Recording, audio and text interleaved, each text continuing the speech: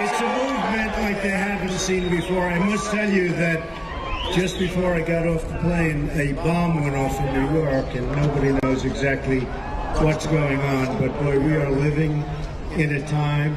We better get very tough, folks. We better get very, very tough. So we'll find out. But it's a terrible thing that's going on in our world and in our country. And we are going to get tough and smart and vigilant. And we're going to end it. We're going to end it. And we'll see what it is. We'll see what it is. In any event, I am so thrilled to be in Colorado, a special place. Really special place. A new poll from Emerson just came out, and we're up 4 points in Colorado.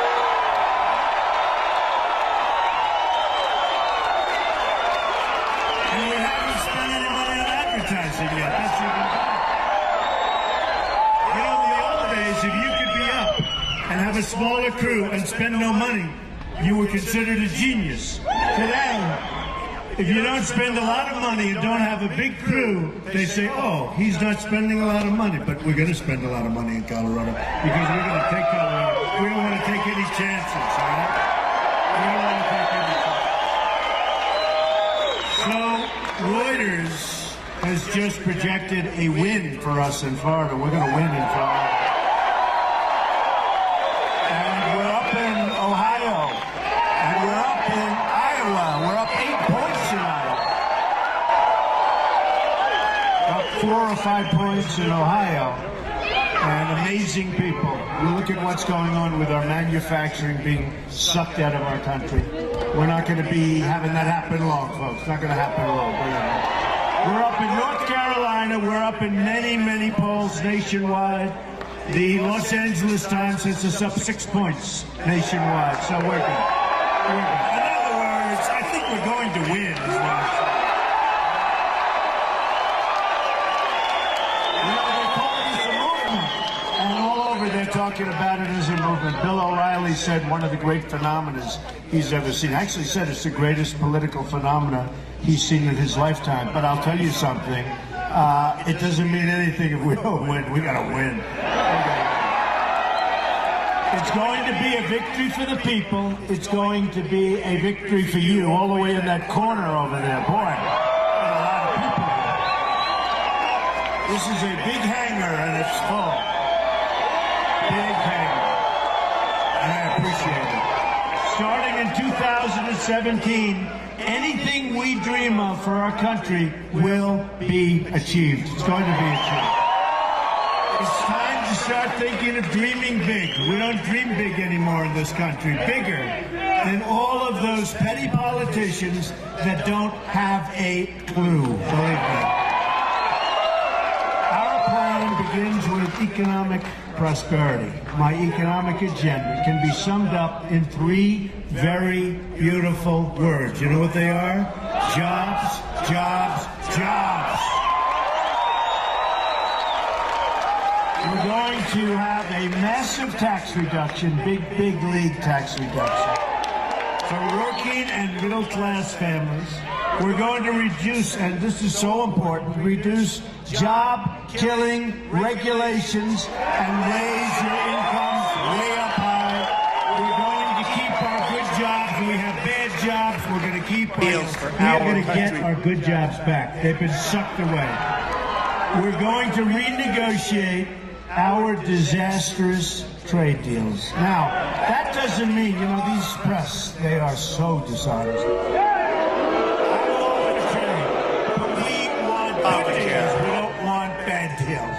When I say I'm going to renegotiate, they say Trump's anti-trade. I'm totally for trade. But we're going to have great deals for our country. We're going to have job-producing deals, not job-sucking deals. We're just going to suck out. It's going to be a long, slow, tragic death. And then maybe you'll get to use a little tiny piece, but that's going to be the last thing you're worried about. We're going to appoint Supreme Court justices who will uphold the Constitution of the United States. So important. We're going to work with law enforcement, our police, to stop the surge of violent crime. We're going to revitalize our crumbling infrastructure. We're going to provide school choice to every disadvantaged child in America, of which we have many. And we're going, by the way, to end Common Core. We're bringing our education local. We're going to end illegal immigration, and yes, we will build a wall.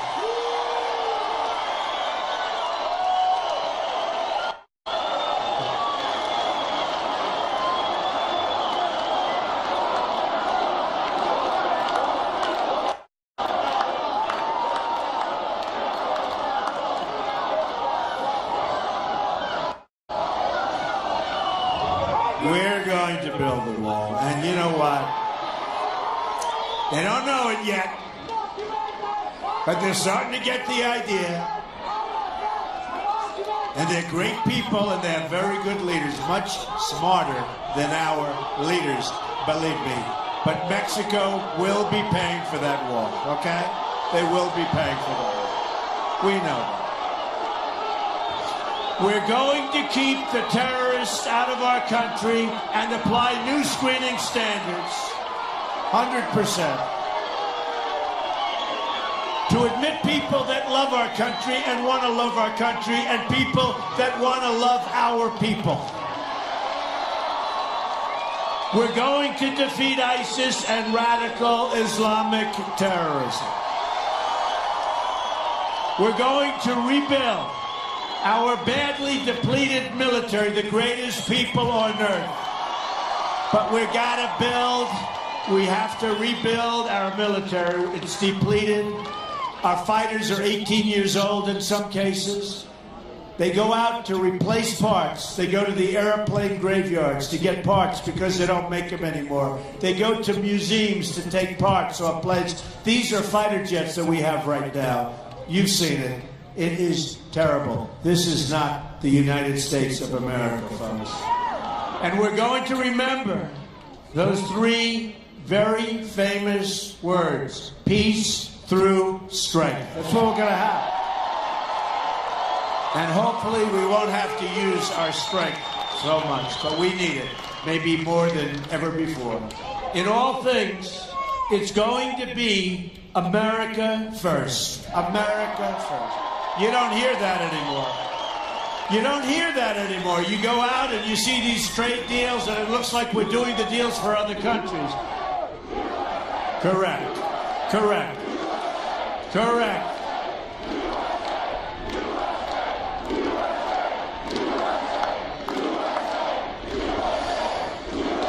That is so correct. In this mission, we are going to campaign in every community in our country. This is our chance to replace a failed, corrupt, and dishonest political establishment with a new government that answers to the citizens, not to the special interests. We can't keep listening to the same people who created all of these problems in the first place. By the way, Hillary Clinton, we're not going to listen, and we're not going to take it anymore. We're going to do what we know we have to do.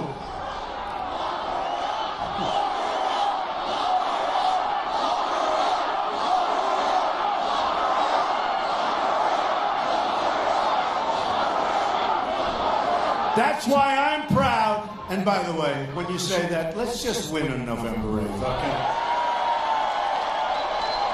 It's so simple. Get out, vote, bring everybody.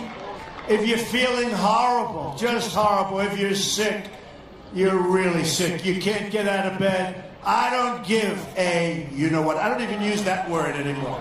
Because if I use that word, they'll say, he used foul language, it is terrible. So I won't even use that word. That starts with a D, right? You know, not so bad. I don't even like using the H word, you know, the place that's down there. Because if I use that word, they'll say he used foul language. See, I've learned. It's been a process. I've learned.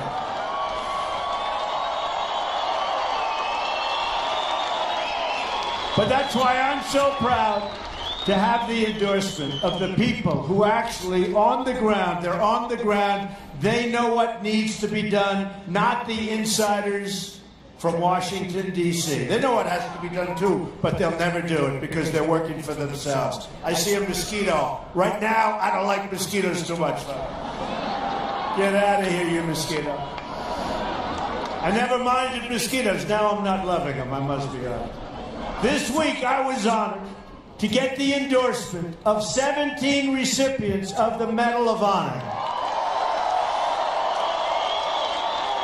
And many, many of our incredible military leaders. We now have the endorsement of more than 160 top generals and admirals. That's a lot. We also have the support and endorsement of 16,500 Border Patrol agents. First time they've ever endorsed a presidential candidate.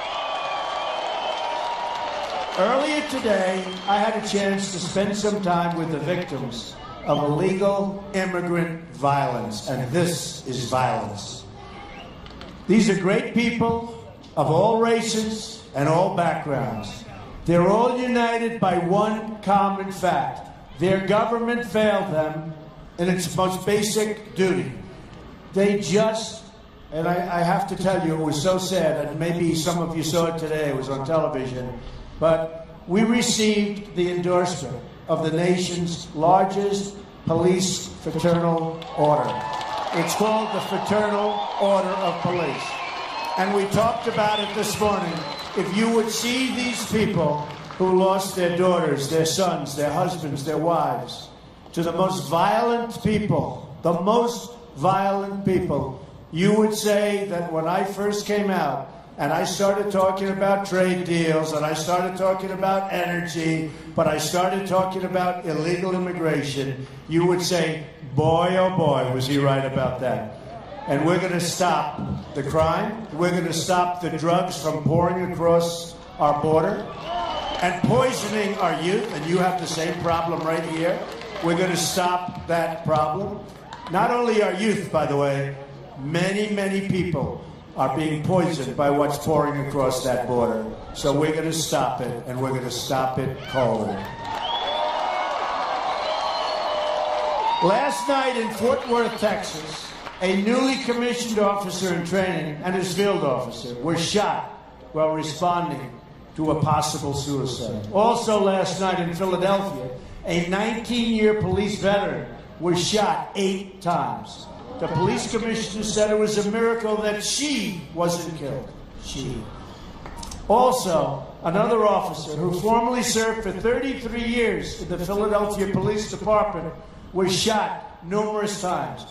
Our prayers are with all of the victims. We must stand with our police. We must.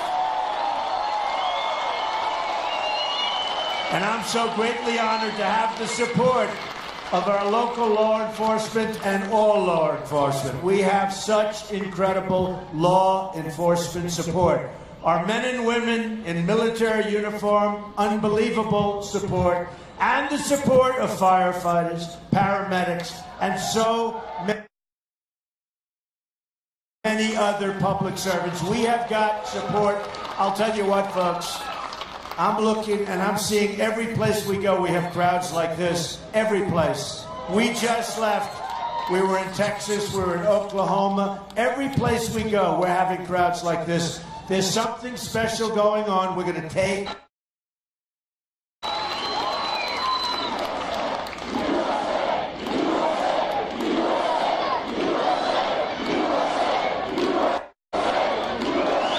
Is there any place that's more fun to be, and look at this, I mean, how beautiful is this, than a Trump rally?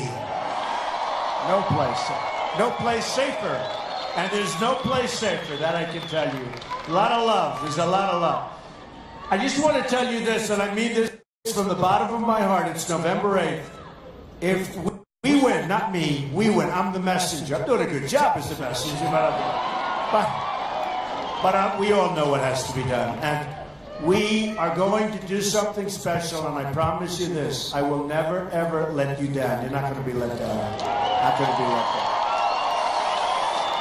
Our support comes from all regions, all backgrounds, and all walks of life. You're the bricklayers and the home builders and the doctors and the dentists and the carpenters and the welders. Young and old, rich and poor, black, white, Hispanic. But above all else, we're Americans, and that's the support. We're Americans.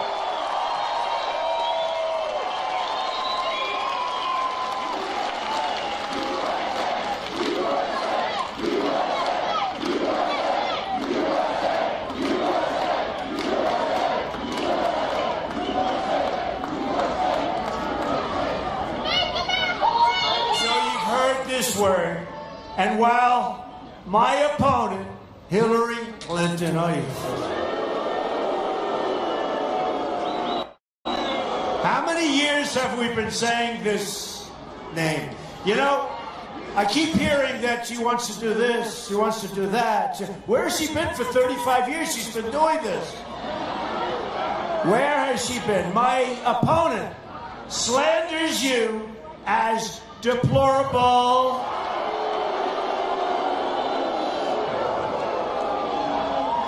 and a word that hasn't been picked up to the same extent, irredeemable. That means you can't be made better or whatever. That means you're always going to be deplorable, right? I don't think so. I don't think so. I call you hardworking American patriots who love your family and love your country, and you want to see it be better.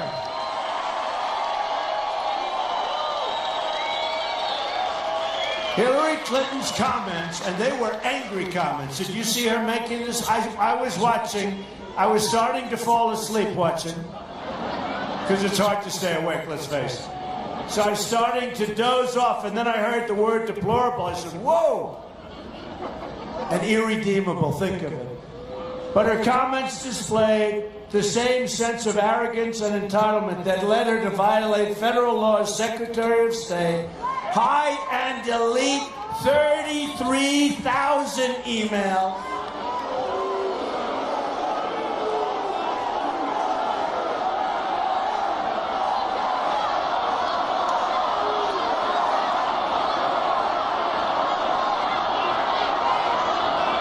Think of it, 33,000. But it really had to do with yoga and the wedding. Yoga. So what do? We give yoga 5 and the wedding 3, right? Where are the rest of them? Destroy her phones, and think of this, with a hammer, boom. 13 of them.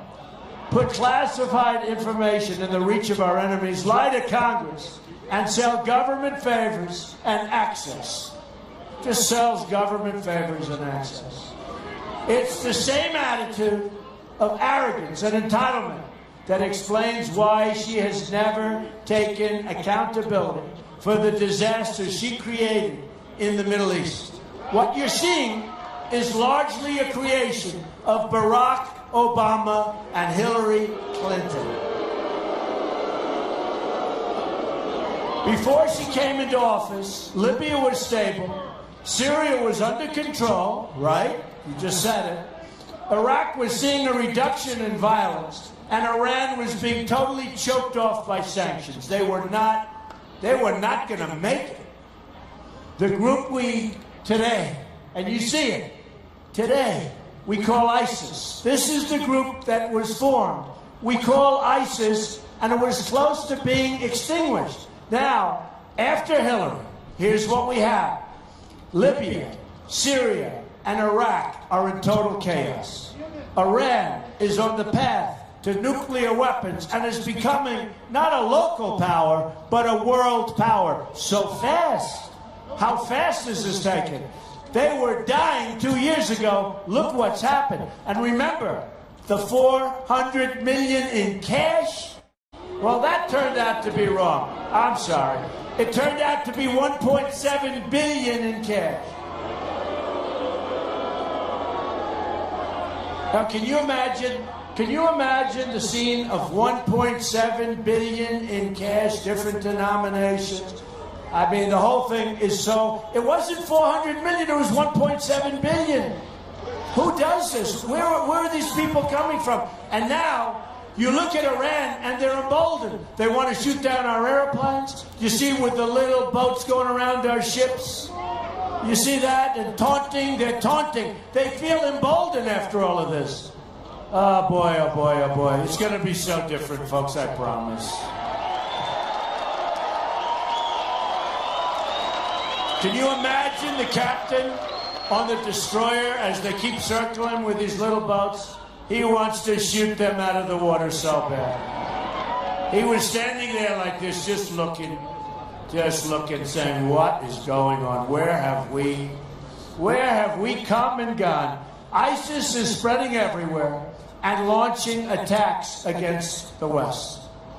Her judgment on the economy is no better. Hillary's donors and advisors are the same people who gave us NAFTA, the worst trade deal in the history, not of our country, in the history of our world. There has never been a trade deal as bad as NAFTA anywhere in the world. You look at upstate New York, you look at New England, you look at Colorado, you look at the manufacturing that's been ripped out of Ohio and Pennsylvania and everywhere. And it's gone to Mexico and other places. And I tell this story because I have a friend, better than a consultant. It costs me nothing. He is a great guy. He builds plants. And I said to him, how are you doing? He said, I'm doing unbelievably. We're building the greatest plants in the world. Where? He said, Mexico. What about our country? Not so much. Okay? It's going to change, folks. It's going to go the opposite. Believe me. They allowed China the entry into the World Trade Organization. You see where that got us. And now she wants to approve Trans-Pacific Partnership. This will be, she called it the gold standard. This will be a disaster. Her policies have produced suffering everywhere, but especially in our inner cities. 45% of African Americans under the age 6 are living in poverty.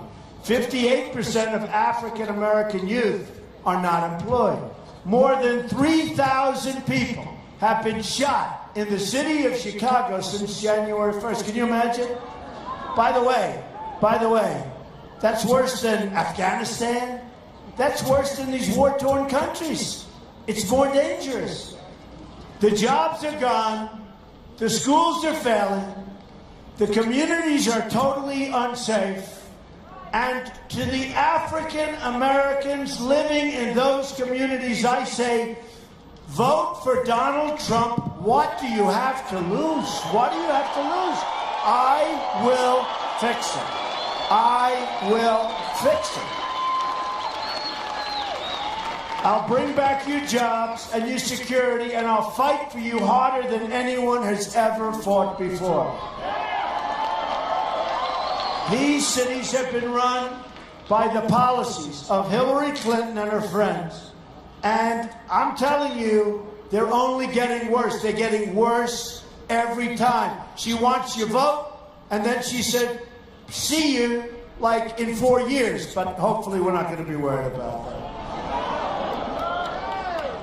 It is really sad. It is really sad what's happened to our inner cities. They want your vote. And by the way, the Democrats have run them for 50, 60, 70, even 100 years uninterrupted. 100 years. And look what you have. I will fix it. Remember that. I will fix it. What do you have to lose? Somebody said, oh, that's not a nice thing. What do you have to lose? How can you be any more accurate than that? What do you have to lose? Everywhere she goes, scandal and failure follow. Just look at what she did in upstate New York. She promised 200,000 jobs, and they ended up losing jobs. Remember, she was running for the Senate. It was a total disaster. She said, we're going to bring jobs back. It was a total, she didn't bring anything, we lost jobs. The only people she delivers for are her donors. I'm going to deliver for the American people, I promise you that. And I'm spending my money on this race, folks. I'm spending my money. I've got a lot of time, energy, and my money invested. That's for sure. So that includes lifting the restrictions. We have to do this on American energy. There's $50 trillion of untapped energy reserves in our country, and we're going to unlock that vast potential. That's going to be an amazing unlocking, too, believe me. This one action alone will raise the quality of life for tens of millions of Americans. We'll be a rich country again. We'll start paying off our debt. We'll lower your taxes. It's going to be a very beautiful thing to watch. We're also going to completely reform our trade deals. Ford Motor Company, just announced they're moving all of their small car division. They're moving, where are they moving? They're moving to Mexico. This won't happen if I'm elected president, believe me. People are not going to be stealing our companies, and we're not going to be losing our jobs. And if somebody like Ford or Carrier or all of these thousands of companies that are moving, if they think they're going to move, fire all of their employees, so we get unemployment and we get no tax, they're going to make product in brand new plants in another country, sell it into our country against, and remember this, it'll now be crossing a very, very strong border, okay? Very strong. We're going to charge them a 35% tax on their product, and you know what they're going to say? They're going to say, we're not moving, because if we have to do that, it no longer makes sense to move. And the politicians could have done it. They could have done it. They don't want to do it because they're controlled by special interests, folks. It's very simple. Meanwhile, if we just stop China from stealing, our intellectual property alone would save 2 million jobs a year. We don't even talk to China about it. Right now, our trade deficit in goods all over the world is nearly $800 billion a year. Think of it. Who makes these deals? Who makes these deals? We have a trade deficit of $800 billion a year. And then they say, I'm against trade. Well, I'm against deals like that, I can tell you. You're better off without them. This subtracts from our GDP. Our economy grew only 1.1% in the last quarter, and that's a catastrophe. If China goes down to 7 or 8%, it's like a national emergency. We have 1.1%. It's pathetic. This is the weakest so-called recovery since the Great Depression. Another 14 million people have left the workforce, and entirely, it all came in entirely since President Obama came into office. Another major reform is going to be school choice. I've outlined a plan to provide every disadvantaged child in America to choose the private, public, magnet, or religious school of his or her choice. For those of you that believe in education like I do. This will help lift millions of African American and Hispanic children out of poverty. Since President Obama came into office, another 2 million Hispanic Americans have fallen into poverty. This is unacceptable. To the Hispanic community, I say, we are going to protect your jobs, we are going to build up your schools, and we are going to deliver safety and opportunity to your children, and you deserve it. Earlier this week, along with my daughter Ivanka, I also she's got a great heart, that I will tell you. I also rolled out a plan to help our mothers and our families get affordable child care. A married couple earning $50,000 per year with 2 children and $8,000 in child care expenses will save 35% from their current tax bill. A married couple earning $75,000 per year with 2 children and $10,000 in child care expense will receive a 30% reduction in your tax bill. Millions of low-income people will be removed from the tax rolls entirely. A Trump administration will deliver every American three things: a great economy, a safe country, and an honest government free of corruption. We're going to get rid of it. I'm going to reduce taxes bigly. We are going to reduce taxes. And by the way, Hillary Clinton is going to raise your taxes very, very substantially. We're going to reduce taxes, eliminate horrible regulations, unleash American energy, appoint the great judges, save the Second Amendment, reduce crime, create school choice, end illegal immigration, and renegotiate our terrible trade deals to put Americans back to work and to put Americans first. We will rebuild our roads, our bridges, our tunnels, our highways, airports, schools, and hospitals. American cars will travel the roads. American planes will soar the skies, and American ships will patrol the seas. American steel will send new skyscrapers into the clouds. That includes Denver. They have some very nice skyscrapers. American hands will rebuild this nation, and American energy, mined from American sources, will power this nation. American workers will be hired to do the job. We will put new American steel into the spine of our country. I will fight for every neglected part of this nation, and I will fight to bring us all together, united in common purpose and common dreams.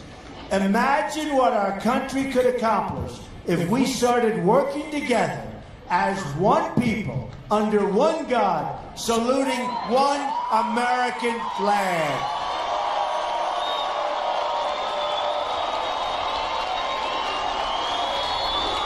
It's time to break with the bitter failures of the past.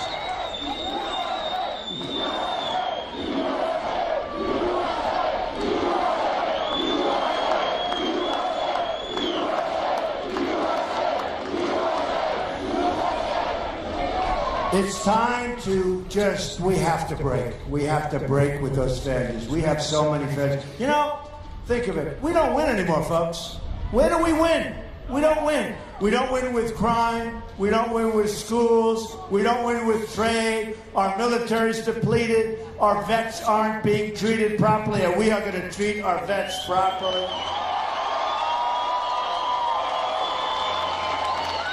We lose with health care. We don't win anymore. We don't win. Our military can't beat ISIS. Can you imagine the great General Douglas MacArthur or the great General George Patton saying, we can't beat ISIS? Patton would rip your heart out if you ever said that. We can't beat, right?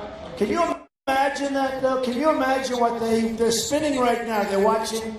They're spinning in their grave. And so often they'll ask me, how do you defeat ISIS? I said, you know what? I have a real chance of winning. I don't want to tell the enemy how I am thinking. Does that make sense?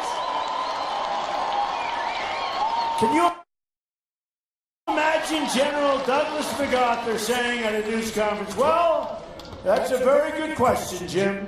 We're going to hit him from the front on October 7th at 3 o'clock in the afternoon, and then we're going to attack them from the back if we do well from the front. But by that time, the front is so well fortified, we may not do as well. Now, can you imagine these people? I will give you good results. Don't worry how I get there, okay? Please. We had a clown today, an absolute clown, Robert Gates. He's supposed to be an expert. He's been there forever. By the way, he writes a book. He says bad about everybody that he's worked for. He's been there for a long time. Every everybody that has worked for this guy. He's a nasty guy. Probably has a problem that we don't know about, but he's a nasty guy. And he spoke badly about Bush. He spoke badly about Obama. Speaks badly about everything. Never met the guy. Never saw him. I saw him on television. Didn't like him. The end result is, look where we are. He's a mess, okay? He's a mess. So he goes out and he says negative things about me. I never met him. I never talked to him. Believe me, I am so much better at what he's doing than he is. You won't even believe it. Look what he gave us. Look at the mess of all of these people that have been there for so many years. Look what we have. Look at the Middle East. If we never touched them, we would have been a hell of a lot better off than we are right now. What a shame. All of the money, but most importantly, the blood, the death. And what do we have now? We're in worse shape than we were 15 years ago by a factor of 10. And we've spent $6 trillion. $6 trillion. That seems to be the new number. $6 trillion. Much more importantly, the lives that we've lost. Because we're dealing with incompetent people, we're dealing with stupid people, we're dealing with people like Robert Gates that don't have a clue, and then when they leave office, they criticize everybody. I don't like critics. I don't like critics. I like the people that get it done and get it done right.